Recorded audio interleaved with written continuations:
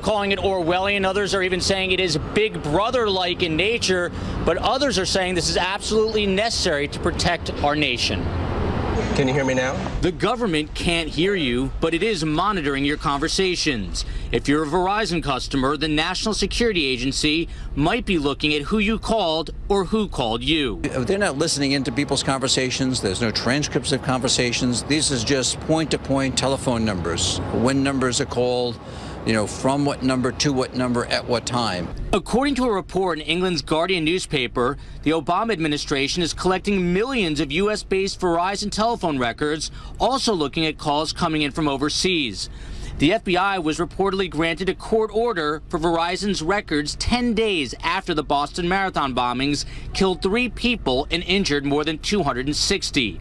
Former FBI agent William Daley says the collection of phone records has been going on for years. This is a very important tool for law enforcement in their fight against terrorism. Not true, says one of the co-authors of the Patriot Act, Republican Congressman Jim Sensenbrenner, putting out a statement saying, in part, seizing phone records of millions of innocent people is excessive and un-American.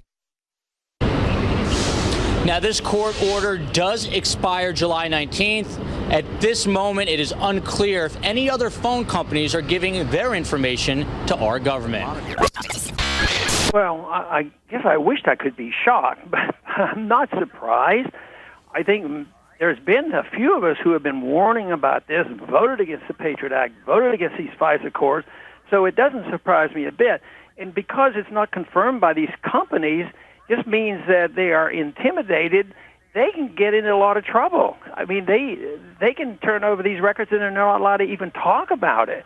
So it's a horrible, horrible situation. But the one thing it's doing, these events are really helping me make my case that I've been working on for a couple of years. You've got to watch the power of government.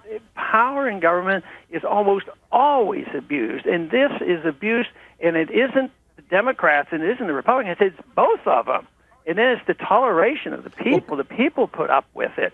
So it's very, very dangerous. I don't think there's anything left to our Fourth Amendment. This whole idea of needing probable cause to get a search warrant, that's totally gone.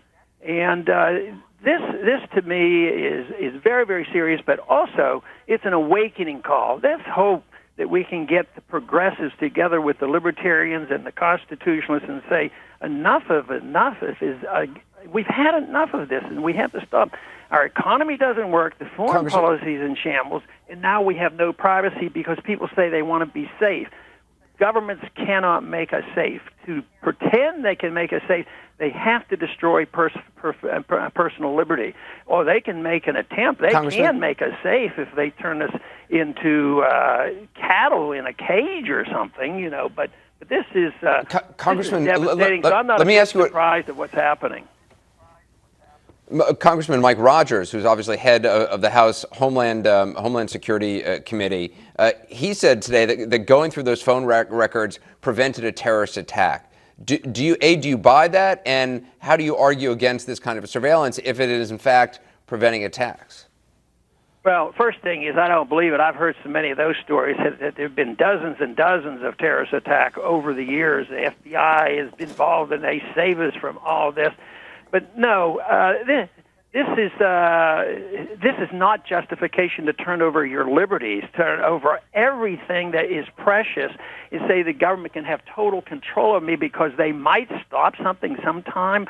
No, that would never be a justification. We've been warned about that. There's a lot of people that would agree with them. I got to be safe. Safety is the only thing that I care about. Both economically and physical safety is the driving force, and it's also the destruction of liberty, and that is what we're witnessing today.